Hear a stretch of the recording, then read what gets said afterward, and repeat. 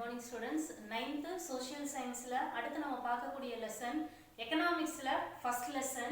Topic என்னன்னு பாத்தீங்கன்னா understanding development, perspectives, measurement and sustainability. அதாவது மேம்பாட்டை அறிவோம். Understanding development, மேம்பாட்டை அறிவோம். அதுல perspectives, தொலைநோக்கு, measurement, அளவீடு and sustainability, நிலைத்தன்மை. So இத பத்தி தான் இந்த லெசன்ல நம்ம பார்க்க போறோம். ஓகேவா? ரைட். சோ டெவலப்மென்ட் அப்படினா என்ன அர்த்தம்? பொதுவா டெவலப்மென்ட் அப்படிங்கிறது என்ன சொல்லுவோம்? இப்ப நமக்குள்ளேயே டெவலப்மென்ட் அப்படினா நம்ம இருந்த நிலைமையை விட அடுத்த ஒரு progress, ஒரு முன்னேற்றம் அப்படிங்கிறது இருக்கணும் இல்லையா? சோ அத என்ன சொல்லுவோம்? டெவலப்மென்ட் அப்படினு சொல்லுவோம். இந்த டெவலப்மென்ட் அப்படிங்கிறது நம்மளோட நின்னு போகக்கூடிய ஒரு விஷயம் கிடையாது. per capita நம்ம தனி மனிதன்ல ஆரம்பிச்சு அது ஒரு ஹோல் நேஷன் நாட்டையே வந்துட்டு முன்னேற்றக்கூடியதை தான் நம்ம என்னன்னு சொல்லுவோம்? டெவலப்மென்ட் அப்படின்னு சொல்லுவோம் இல்லையா? ஸோ இந்த டெவலப்மென்ட் அப்படிங்கிறத நம்ம ரீச் பண்றதுக்கு நமக்கு எந்த மாதிரியான விஷயங்கள் வந்துட்டு ஹெல்ப்ஃபுல்லா இருக்கும் அப்படிங்கிறத தான் வந்துட்டு இப்போ நம்ம பார்க்க போறோம். ஓகேவா? Right. So different perspectives about development, மேம்பாடு பற்றிய பல்வேறு தொலைநோக்கு கருத்துக்கள், என்னென்ன மாதிரியான கருத்துக்கள் வந்துட்டு இருக்கு அப்படிங்கிறது தான். இப்போ நம்மளுடைய ஒரு தனி மனிதன் அப்படின்னு சொன்னா நமக்குள்ள இருக்கக்கூடிய ஆம்பிஷன் அண்ட் டிசையர், குறிக்கோள் அண்ட் விருப்பம் இல்லையா? ஸோ இந்த ஆம்பிஷன் டிசையர் அப்படிங்கிறத வந்து ரீச் பண்ணணும் அப்படிங்கிறதுக்காக நம்ம எவ்வளோ முயற்சி செய்ய முடியுமோ அவ்வளோ முயற்சியை வந்து நம்ம எடுக்கிறோம் இல்லையா? ரைட். ஸோ இது நம்மளுடைய ஸ்டாண்டர்ட் ஆஃப் லிவிங் அப்படின்னு சொல்லக்கூடிய வாழ்க்கை தரம், இதை உயர்த்தி காமிக்கக்கூடியதா இருக்கு. நம்மளுடைய விருப்பம் என்ன அப்படிங்கிறத முடிவு பண்ணிட்டோம் அப்படின்னா அதுவே நமக்கு என்னவா மாறிடும்? அதை முடிச்சு காமிக்கிற வரையிலும் அதை ஒரு குறிக்கோளா எடுத்துக்கணும் இல்லையா? ஒரு உதாரணத்துக்கு பைக் வாங்கணும் ஆசைப்பட்டா அது நம்மளுடைய விருப்பமா இருக்கு, ஆனா வாங்கியே தீரணும்னு முடிவு பண்ணா அதுவே நம்மளுடைய குறிக்கோளா மாறுது இல்லையா? ரைட். ஸோ இதை தான் இங்கே சொல்லியிருக்கிறோம், ஆம்பிஷன் அண்ட் டிசையர். இது நம்மளுடைய டெவலப்மெண்ட்டுக்கு ஒரு எக்ஸாம்பிளா நம்ம அதை எடுத்துக்கலாம். இப்போ இந்த டெவலப்மெண்ட் அப்படிங்கிறது நம்மளோட நின்று போகக்கூடிய விஷயம் கிடையாது. நம்ம ஒவ்வொரு ஸ்டெப்பா நம்ம முன்னேற நம்மளுடைய முன்னேற்றம் அப்படிங்கிறது நாட்டுடைய முன்னேற்றத்திற்கும் ஒரு வழிகாட்டியா இருக்கும். ஓகேவா? இதுதான் நம்ம டெவலப்மெண்ட் அப்படின்னு சொல்றோம். ஸோ இதுல நம்மளுடைய டெவலப்மெண்ட் அப்படிங்கிறதுக்கு வேற என்னென்னவெல்லாம் எடுத்துக்காட்டா சொல்லலாம் அப்படின்னு பார்த்ததுன்னா, development refers to the improvement in the quality of life, நம்மளுடைய வாழ்க்கை தரம் இது அதிகமாச்சு அப்படின்னு சொன்னா நம்ம முன்னேறி போயிட்டு இருக்கிறோம் அப்படிங்கிறது அர்த்தம் இல்லையா? அடுத்தது such as higher income. So நம்ம குவாலிட்டி ஆஃப் லைஃப் இம்ப்ரூவ் ஆகுது அப்படின்னு சொன்னா நம்ம கூட வேற எதெல்லாம் பேரலா இம்ப்ரூவ் ஆகுது அப்படின்னா ஹையர் இன்கம், வருமானம் அதிகமாகுது, அதனால தான் நம்மளுடைய வாழ்க்கை கொஞ்சம் முன்னேறி இருக்கு. அடுத்து பெட்டர் எஜுகேஷன், இப்போ வருமானம் அதிகமானதால நம்ம நினைச்ச படிப்பை வந்து நம்மளால படிக்க முடியுது. ஸோ இது வந்து better education. And better health, நம்மளுடைய உடல் நலம், பணம் கையில இருக்கும் பொழுது நம்மளுடைய உடல் நலத்துக்கும் என்ன செய்யறோம்? இம்பார்ட்டன்ஸ் கொடுக்குறோம் இல்லையா? ரைட். அடுத்து நியூட்ரிஷன், ஊட்டச்சத்தான உணவு அப்படிங்கிறத வந்து எடுத்துக்கிறோம். லெஸ் பாவர்ட்டி, இது எல்லாம் நம்ம கிட்ட கிடைக்கும் பொழுது வறுமை நிலை என்ன ஆகுது? குறையுது. லெஸ் பாவர்ட்டி அப்படின்னா வறுமை குறைதல், பாவர்ட்டிங்கிறது வறுமை. Okay. And more equal opportunity, so எல்லாருக்கும் சமமான வாய்ப்பு அப்படிங்கிறது கிடைக்குது. இப்போ இது எல்லாம் கிடைச்சிருக்குது அப்படின்னு சொன்னா நம்ம என்ன செஞ்சுட்டு இருக்கிறோம்? கொஞ்சம் முன்னேறி இருக்கிறோம் அப்படிங்கிறது அர்த்தம். ஓகேவா? ரைட். ஸோ இந்த டெவலப்மெண்ட் அப்படிங்கிறது இவ்வளோதான். இதை இண்டிகேட் பண்ணக்கூடிய, அதாவது இண்டிகேட்டர்ஸ் ஆஃப் எக்கனாமிக் டெவலப்மெண்ட் அப்படின்னு சொல்லுவோம். பொருளாதார மேம்பாட்டிற்கான குறியீடுகள், நம்ம முன்னேறி இருக்கிறோம் அப்படிங்கிறத எதெல்லாம் நமக்கு விளக்கி காமிக்குது, எதெல்லாம்? ஃபர்ஸ்ட் ஒன் பார்த்தீங்கன்னா NNP அப்படின்னு சொல்லுவோம், அதாவது நெட் நேஷனல் ப்ராடக்ட், நிகர நாட்டு உற்பத்தி அப்படின்னு சொல்லுவோம், நிகர நாட்டு உற்பத்தி. அடுத்து PCI, பர் கேபிட்டா இன்கம், தனி மனித வருமானம் அப்படின்னு சொல்லுவோம், தனி மனித வருமானம். அடுத்து PPP, பர்ச்சேசிங் பவர் பேரிட்டி, வாங்கும் திறன் சமநிலை, வாங்கும் திறன் சமநிலை. HDI Human Development Index. இந்த Human Development Index அப்படிங்கிறது மனித முன்னேற்றம் அப்படின்னு சொல்லுவோம். முன்னேற்றத்திற்கான குறியீடு. மனித முன்னேற்ற குறியீடு. இந்த நாலு விஷயம் தான் வந்துட்டு indicators of economic development ன்னு சொல்லுவோம். இது ஒரு 2 மார்க்ல இருக்கு. PCI, NNP, PPP, HDI. இத ஷார்ட்டா கொடுத்து இதனுடைய அப்ரிவேஷன் கேட்கலாம். அல்லது இந்த indicators என்ன அப்படினு கேட்டா இந்த நாளையும் எழுதலாம். சரியா? சோ இது 2 மார்க்ல இருக்கு, பாத்துக்கோங்க. ஃபர்ஸ்ட் ஒன் பாத்தீங்கன்னா NNP, Net National Product. நிகர நாட்டு உற்பத்தி அப்படினு சொல்லுவோம். அப்படினா என்ன? அதாவது நம்மளுடைய நேஷனல் இன்கம் அப்படினு சொன்னா அதை இந்த NNP னு சொல்லலாம். நெட் நேஷனல் ப்ராடக்ட் அப்படினு சொல்லலாம். நேஷனல் இன்கம் அப்படிங்கிறது தேசிய வருமானம். ஒரு நாட்டுடைய வருமானம் அப்படினா அது என்னன்னு சொல்லலாம்? Net national product. உற்பத்தி எந்த அளவுக்கு கொடுத்திருக்காங்களோ அதுதான் நம்ம நாட்டுடைய வருமானம். சரியா? இத வேற எப்படி சொல்லலாம் அப்படினு சொன்னா நேஷனல் இன்கம் அப்படினு சொல்லலாம். நேஷனல் இன்கம், NI அப்படினு சொல்லுவோம். National income. ஓகேவா? ரைட். சோ இது பாக்கும்போது PCI per capita income ஓட தொடர்புடையது, ரிலேட்டட் அப்படினு சொல்றாங்க. ஏன் அப்படினா per capita income என்ன சொன்னா தனிமனித வருமானம்.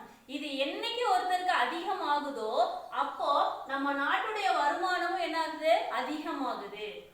இப்போ எனக்கு வருமானம் அதிகமாகுதுன்னா நான் விருப்பப்பட்ட பொருளை வாங்கி சேமிப்பேன். அப்ப நான் பொருளை வாங்குறேன் அப்படின்னா அது அரசாங்கத்துக்கு என்னவா போய் சேருது? வருமானமா போய் சேருது இல்லையா? சோ per capita income னு சொல்லக்கூடிய தனிமனித வருமானத்தோட தொடர்புடையது அப்படின்னு சொன்னா அது NNP, Net National Product. ஓகேவா? ரைட். அடுத்து PCI, per capita income. இந்த per capita income அப்படிங்கிறது தனி மனித வருமானம். ஆனா இன்னைக்கு நம்ம நாட்டில் இருக்கக்கூடிய பாப்புலேஷனும் வேற ஒரு நாட்டோட கம்பேர் பண்ணும் பொழுது அந்த நாட்டுடைய மக்கள் தொகையும் ஒரே மாதிரி இருக்குதா அப்படின்னு கேட்டா இல்ல. ஆனா நாட்டு வருமானம் அப்படிங்கறத இந்த தனிமனித வருமானத்தோட தான் கம்பேர் பண்ணி பார்க்கணும்னு சொல்றாங்க. இது எந்த விதத்துல சாத்தியம் அப்படின்னு கேட்டா கிடையாது. ஏன்னா நம்ம எல்லாருமே ஒரே மாதிரி படிச்சிருக்கிறாங்களா? இல்ல. ஒரே மாதிரியான சம்பளம் வாங்குறாங்களா? இல்ல. அப்புறம் எப்படி ஒருத்தருடைய வருமானம் வந்து நாட்டுடைய வருமானத்தை வந்து அதிகப்படுத்துதுன்னு சொல்ல முடியும்? நிச்சயமா முடியாது இல்லையா? ரைட். சோ இங்க கண்ட்ரியினுடைய growth அப்படிங்கறத கம்பேர் பண்ணும் பொழுது நேஷனல் இன்கம், டோட்டல் இன்கம் அப்படிங்கறத வந்துட்டு மெஷர் பண்ணக்கூடிய ஒரு மெஷர்மெண்டா எடுத்துக்க முடியாது. சரியா? ரைட். அடுத்தது PPP, purchasing power parity, வாங்கும் திறன் சமநிலை. இப்போ எல்லாரும் ஒரே மாதிரி வாங்குறோமா? பொருட்களுக்கு வந்துட்டு இம்பார்ட்டன்ஸ் கொடுக்கறோமா அப்படின்னு கேட்டா கிடையாது. குறைஞ்ச வருமானம் இருக்கிறவங்க அவங்க வருமானத்துக்கு தகுந்த பொருட்களை மட்டும்தான் அவங்களால வாங்கி சேமிக்க முடியும். ஆனா அதை விட அதிக வருமானம் இருக்கிறவங்க என்ன செய்யலாம்? அவங்க வேணும்னு விருப்பப்படுற எல்லா பொருட்களையும் அவங்களால வாங்க முடியும் இல்லையா? சோ இந்த இடத்துல பர்ச்சேசிங் பவர் பேரிட்டி அப்படிங்கிறது எப்பவுமே ஈக்குவலா ஆகாது, பேலன்ஸ் ஆகாது. சரியா? ரைட். சோ இப்போ இந்த பர்ச்சேசிங் பவர் பேரிட்டி அப்படிங்கறத எந்த மணி வேல்யூ, பண மதிப்போட கம்பேர் பண்ணி பார்க்கலாம் அப்படின்னு சொன்னா டாலர் வேல்யூவோட தான் வந்து கம்பேர் பண்ண முடியும். டாலர் யார் யூஸ் பண்றது? அமெரிக்கா இல்லையா? பொதுவா அமெரிக்காவுடைய பண மதிப்பு என்னவோ அந்த மதிப்பு தான் வந்துட்டு உலக நாடுகளுடைய பண மதிப்பை வந்துட்டு ஒப்பிட்டு பார்க்கக்கூடிய ஒரு இன்ஸ்ட்ருமெண்ட், கருவியா வந்து நம்ம எடுத்துக்கிறோம். ஓகே. சோ இப்போ பர்ச்சேசிங் பவர் பேரிட்டி அப்படின்னு வரும் பொழுது நம்ம இந்தியாவுல வாங்கக்கூடிய பொருளுடைய விலையும் அதே பொருளை டாலர்ல வாங்கும்போது இருக்கக்கூடிய விலையும் எப்பவும் சரியா இருக்குமா அப்படின்னு கேட்டா இல்ல. ஏன்னா பண மதிப்பு என்ன ஆகுது? மாறுபடுது. அப்ப பர்ச்சேசிங் பவர் பேரிட்டி அப்படிங்கும் பொழுது கட்டாயமா இங்க டாலர் அப்படிங்கறத தான் நம்ம வந்து இங்க மெஷர்மெண்டா எடுத்துக்கிறோம். சரியா? ரைட். அடுத்தது HDI, Human Development Index. இந்த ஹியூமன் டெவலப்மெண்ட், மனித முன்னேற்றம் அப்படின்னு சொல்லுவோம். சோ மனித மேம்பாட்டு குறியீடு அப்படின்னு சொல்லலாம். எந்த ஒரு நாடு அவங்களுடைய முன்னேற்றத்துக்கு மனித வளங்களை பயன்படுத்துதோ, ஹியூமன் ரிசோர்சஸ். சோ ரிசோர்சஸ் அப்படின்னு சொன்னா வளங்கள்னு சொல்லுவோம். எதெல்லாம் வளம்னு சொல்லலாம்? சொல்லணும்னா நம்ம ஹியூமன் பீயிங், மனிதனும் ஒரு வளமா தான் எடுத்துக்கிறோம். சரியா? சோ வாட்டர் ரிசோர்சஸ் சொல்றோம், அடுத்து சோலார் பவர் சொல்றோம். இந்த மாதிரி நிறைய ரிசோர்சஸ் அப்படிங்கிறது இருக்கு. இந்த ரிசோர்சஸ்ல ரொம்பவே முக்கியமானது அப்படின்னு சொன்னா அது நம்ம ஹியூமன் ரிசோர்சஸ். இப்போ நம்ம ப்ரொடக்ஷன் அப்படின்னு வரும் பொழுது எந்த ஒரு நாடு அளவுக்கு அதிகமா மனிதர்களை பயன்படுத்துறாங்களோ அந்த நாட்டுல ஹியூமன் டெவலப்மெண்ட் இண்டெக்ஸ் அப்படிங்கிறது அதிகமா இருக்கும். புரியுதா? சோ இங்க இண்டிகேட்டர்ஸ் ஆஃப் எகனாமிக் டெவலப்மெண்ட் அப்படின்னு வரும் பொழுது 4 ஃபேக்டர் பார்த்துருக்கோம். First one NNP net national product, அடுத்து PCI per capita income, then third PPP purchasing power parity, HDI human development index. இதுதான் இங்க indicators. அடுத்து என்ன பார்ப்போம் அப்படின்னு சொன்னா sustainability of development. அடுத்தது sustainability of development. என்ன இது sustainability of development? இப்போ நம்ம resources பத்தி பார்த்தோம் இல்லையா? சோ இந்த resources அப்படிங்கிறது எப்பவுமே நம்ம வந்து அதிகமா கன்சியூம் பண்றதுனாலயோ அல்லது அதை கன்சியூம் பண்ணாமையே அவாய்ட் பண்றதுனாலயோ நம்மளுடைய டெவலப்மெண்ட்டை எந்த அளவுக்கு இம்பாக்ட் தாக்கத்தை ஏற்படுத்தும் அப்படிங்கிறது தான் இது. சரியா? ரைட். சோ இங்க sustainability development அப்படின்னு பார்க்கும் பொழுது economic development is taken to mean development without damaging the environment. Without damaging என்ன பண்ணக்கூடாது? என்விரான்மெண்ட் சுற்றுச்சூழல எந்த பாதிப்புமே இல்லாம அதில் இருக்கக்கூடிய வளங்களை நம்ம எடுத்து கன்சியூம் பண்றோம் அப்படின்னா அதுக்கு பேர் என்ன சொல்லுவோம்? சஸ்டைனபிலிட்டி ஆஃப் டெவலப்மெண்ட், நிலையான மேம்பாடு அப்படின்னு சொல்லுவோம். சரியா? எதுக்காக அதை டேமேஜ் பண்ணக்கூடாது அப்படின்னு சொன்னா நம்மளுடைய ஃபியூச்சர் ஜெனரேஷன் இல்லையா, எதிர்கால சந்ததி அப்படின்னு வரும் பொழுது அவங்களுக்கும் இந்த ரிசோர்சஸ் போய் சேரணும்.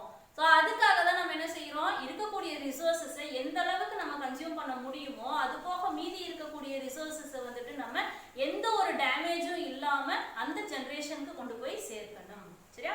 ரிசோர்சஸ், இந்த ரிசோர்சஸ் அப்படிங்கறத வந்துட்டு நம்ம 2 டைப்ஸா கிளாசிஃபை பண்ணலாம். ஒன்னு ரெனியூவபிள் ரிசோர்சஸ் அண்ட் நான் ரெனியூவபிள் ரிசோர்சஸ். இந்த ரெனியூவபிள் ரிசோர்சஸ் அப்படிங்கிறது என்ன? இங்க பார்த்தீங்கன்னா ground water is an example. நிலத்தடி நீர் இது ஒரு உதாரணம் இல்லையா? ரைட். சோ இங்க renewable resources, the question arises as to how sustainable development is possible if the resources are overused rather than getting replenished. Non-renewable resources get exhausted after certain number of years of extracting and using them, they cannot be replenished. என்ன சொல்லிருக்காங்க அப்படி பார்த்தீங்கன்னா renewable resources அப்படிங்கறத நம்ம எந்த அளவுக்கு consume பண்ணினாலும் அது என்ன செய்யுது? திரும்பவும் ரீப்ரொடியூஸ் ஆகிக்கும். அப்படி இருந்துச்சு அப்படின்னு சொன்னா அதை நம்ம என்ன சொல்லுவோம்? ரெனியூவபிள் ரிசோர்சஸ் அப்படின்னு சொல்லுவோம். ஃபார் எக்ஸாம்பிள் சன்லைட் இல்லையா, வாட்டர், இது எல்லாமே வந்துட்டு ரெனியூவபிள் ரிசோர்சஸ் அப்படின்னு எடுத்துக்கலாம். அதுவே நான் ரெனியூவபிள் ரிசோர்சஸ் அப்படின்னு சொன்னா அது ரீப்ளனிஷ் ஆகிறதுக்கு இயர்ஸ் வந்துட்டு எடுத்துக்கும், அதிகப்படியான வருஷங்கள் வந்துட்டு எடுத்துக்கும், இது மில்லியன்ஸ் ஆஃப் இயர்ஸ் கூட எடுத்துக்கும். சரியா? அதுக்கு எக்ஸாம்பிள் அப்படின்னு சொன்னா கோல் சொல்லலாம், நிலக்கரி. இப்போ இது உருவாக்குறதுக்கு வந்துட்டு few million years வந்துட்டு தேவைப்படும். ஸோ ரெனியூவபிள் அப்படின்னு சொன்னா திரும்ப திரும்ப நமக்கு அது ரீப்ரொடியூஸ் ஆயிட்டே இருக்கும். அதுவே நான் ரெனியூவபிள் அப்படின்னு சொன்னா அது ஒன்ஸ் நம்ம எக்ஸ்ட்ராக்ட் பண்ணிட்டோம் அப்படின்னு சொன்னா திரும்ப அந்த இடத்துல ரீப்ரொடியூஸ் ஆகிறதுக்கு வந்துட்டு மில்லியன் ஆஃப் இயர்ஸ் வந்துட்டு எடுத்துக்கும். சரியா? ரைட். ஸோ இங்க சஸ்டைனபிலிட்டி ஆஃப் டெவலப்மெண்ட் அப்படின்னு வரும் பொழுது என்விரான்மெண்ட்டுக்கு இம்பார்ட்டன்ஸ் கொடுத்தோம், அந்த என்விரான்மெண்ட்ல இருக்கக்கூடிய ரிசோர்சஸ்க்கு இம்பார்ட்டன்ஸ் கொடுத்தோம். ரிசோர்சஸ் அப்படிங்கறத 2 டைப்ஸா கிளாசிஃபை பண்ணியிருக்குதுன்னு பார்த்தோம். ஒன்னு ரெனியூவபிள் அண்ட் நான் ரெனியூவபிள் ரிசோர்சஸ். இப்போ அடுத்து பார்க்கக்கூடியது என்ன அப்படின்னு பார்த்தீங்கன்னா policies for sustainable development. Policies for sustainable development. Policy அப்படிங்கிறது என்ன? கொள்கைகள்னு சொல்லுவோம். பாலிசி அப்படிங்கிறது கொள்கைகள். நிலையான மேம்பாட்டிற்கான கொள்கைகள் என்னென்ன? இங்க பார்த்தீங்கன்னா use of non conventional source of energy, மரபுசாரா வளங்களை பயன்படுத்துதல். நான் கன்வென்ஷனல் சோர்சஸ், மரபுசாரா வளங்கள்.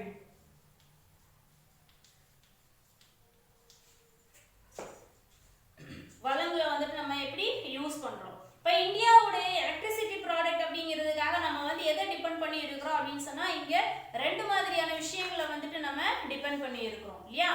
இங்க வந்துட்டு ஹைட்ரோ பவர் பிளான்ட் அப்படிங்கிறதும் தெர்மல் பவர் பிளான்ட் அப்படிங்கிறது தான் நம்மளுடைய இந்தியா வந்துட்டு டிபெண்ட் பண்ணி இருக்கக்கூடிய பவர் ப்ராஜெக்டா இருக்கு. Both these sources have an adverse environmental impact. So இங்க என்ன பண்ணிருக்கு அப்படின்னு சொன்னா இந்த 2 உற்பத்தி நிலையங்களுமே அட்வர்ஸ், அதாவது பாதகமான சுற்றுச்சூழல்ல தாக்கத்தை ஏற்படுத்துது அப்படின்னு சொல்லி இருக்காங்க. எந்த மாதிரி? இங்க அதிகமா ஏற்படுது. ஏன்னா கார்பன் டை ஆக்சைடு அப்படிங்கறது அதிகமா வந்து என்ன செய்யுது, வெளியே தள்ளக்கூடியதா இருக்கு. சோ இங்க வந்துட்டு என்விரான்மெண்ட் அப்படிங்கிறது என்ன ஆகுது, பொல்யூட் ஆகுது. சரியா? ரைட். அடுத்தது solar power in India. Solar power in India. இந்தியாவுல சூரிய சக்தி. இப்ப இந்தியாவுல வந்துட்டு இந்த சோலார் பவர் அப்படிங்கிறது வந்து இது மூலமா வந்து நம்மளுடைய எலக்ட்ரிசிட்டி ப்ரொடியூஸ் அப்படிங்கறது வந்து நடத்திட்டு இருக்கிறோம். சோ இது எந்த அளவுக்கு ஹெல்ப் பண்ணுது அப்படின்னு பார்த்ததுன்னா டொமஸ்டிக் யூட்டிலைசேஷனுக்காக மட்டுமே அதிகமா நம்ம பயன்படுத்துறது, வீட்டு உபயோகத்துக்காகவே வந்துட்டு இந்த சோலார் பவர் அப்படிங்கறது வந்து நம்ம அதிகமா பயன்பாட்டுக்கு எடுத்துக்கிறோம். Okay right. சோ இது பார்த்ததுன்னா போட்டோவோல்டிக் செல்ஸ் அப்படிங்கிறது மூலமா வந்துட்டு சன்ரைஸ்ல இருந்து கிடைக்கக்கூடிய அந்த அப்சர்வ் பண்ணிக்கிட்ட எனர்ஜியை வந்துட்டு அப்சர்வ் பண்ணுது. தென் அது எலக்ட்ரிக் எனர்ஜியா வந்து கன்வெர்ட் பண்ணி நமக்கு இங்க பவர் ப்ராஜெக்ட் வந்து கொடுத்துட்டு இருக்கிறோம். சரியா? சோ இதுவும் வந்துட்டு நம்ம பாலிசிஸ் ஃபார் சஸ்டைனபிள் டெவலப்மெண்ட்ல ஆட் பண்ணிக்கலாம். இப்ப தமிழ்நாடு அப்படின்னு பார்த்ததுன்னா highest installed solar capacity in India. இந்தியாவுல தமிழ்நாடு தான் அதிகமா இந்த சூரிய ஒளி மூலமா ப்ரொடியூஸ் பண்ணக்கூடிய இந்த சோலார் பவர் பிளானட் வந்துட்டு அதிகமா நம்ம கொடுத்துட்டு இருக்கிறோம், எடுத்து கன்சியூம் பண்ணிட்டு இருக்கிறோம், ப்ரொடியூஸும் பண்ணிட்டு இருக்கிறோம். Tamil Nadu is one of the leading solar power producing state in India. உற்பத்தி செய்யறதுல இந்தியாவுல முதன்மை இடத்துல இருக்கக்கூடியது நம்ம தமிழ்நாடு. சரியா? As on 31st July 2017, the total installed capacity in Tamil Nadu 2017 July 31ல மட்டும் 1697 மெகாவாட் வந்துட்டு நம்ம இங்க இன்ஸ்டால் பண்ணி இருக்கிறோம் இந்த சோலார் பவர் பிளான்ட் அப்படிங்கிறது. சரியா? ரைட். அடுத்து என்விரான்மெண்டல் பாலிசிஸ் இன் இந்தியா.